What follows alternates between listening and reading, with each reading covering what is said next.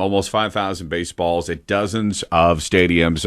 How close are you to the 5,000 mark? Well, let's see. I am doing the math here in my head, and 57 balls away. Yeah, you got a couple of books out there, How to Snag Major League Baseballs, How to Watch the Game Smarter. So you've really have turned getting a baseball at a game into an art form. From what I understand, odds of catching a ball at a game are about 1 out of a 1,000 or so. Is that a number close to what you've heard? I've heard all kinds of ridiculous numbers, but it doesn't work like that at all, in my opinion. I mean, if you want to say, well, there's 45,000 fans, and they might hit a couple dozen foul balls, then, yeah, I mean, if you want to play it like that, then, yeah, those are the numbers. But pretty much anybody sitting in the upper deck is taken out of the picture immediately because foul balls aren't even going to go that high and that far. Right. Anyone sitting behind the protective screen or underneath it, if there's a piece that kind of sweeps back over the seats, they're taken out of the equation. Anyone who's online getting food or in the bathroom, then there are people that are, too old or too young or just they're not coordinated at all.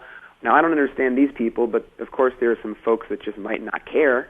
So you eliminate all these people, so you're really only half the stadium is even in a place where they can catch one. Sounds like you got to be ready to be on the move, don't you?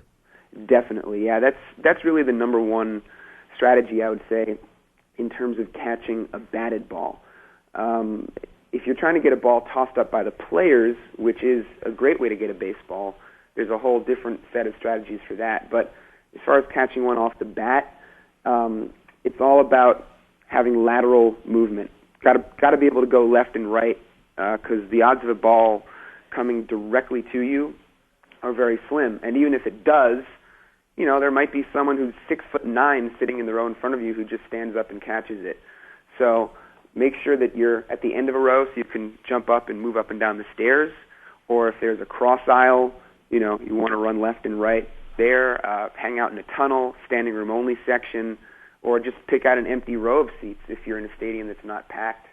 I do notice, though, that sometimes if there's a foul ball that's hitting the stands, it's like wild dogs jumping on meat. I mean, it is a fight for people to grab that ball. I mean, have you ever been pushed, shoved? Have you ever had beer poured on you? Oh, yeah. I got some beer spilled on me just last month in Baltimore on a home run ball during a game.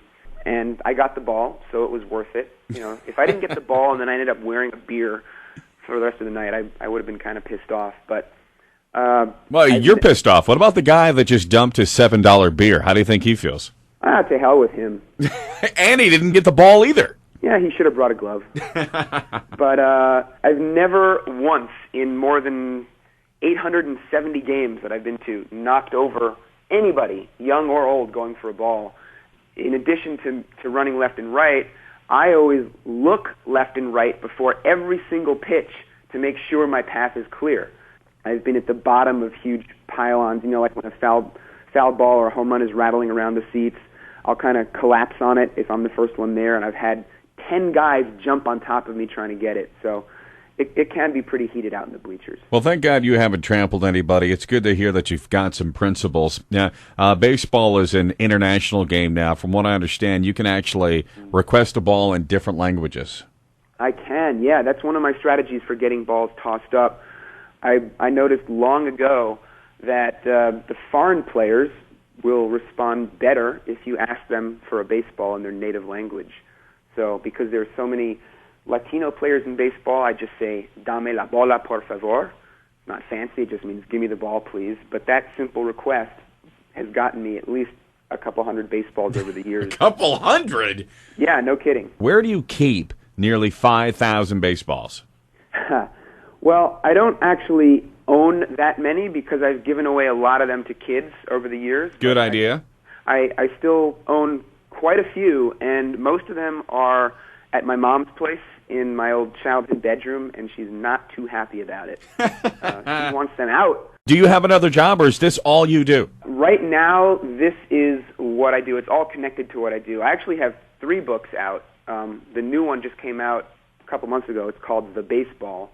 First and foremost, I identify as a baseball writer. I also wrote for minorleaguebaseball.com for 3 years. There's been enough stuff going on in my life connected to baseball that I have just been able to do this for quite some time. Another thing that I'm really excited about that's connected to all this is using my baseball collection to raise money for charity.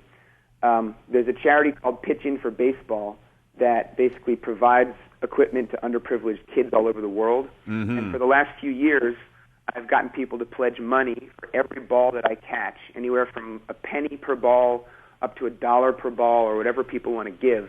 And I do count balls from batting practice, and because I snagged hundreds over the course of a season, the money really adds up. If you want to find out more about Zack's charity or his books and his ball-getting service, stop by his website, ZackHample.com.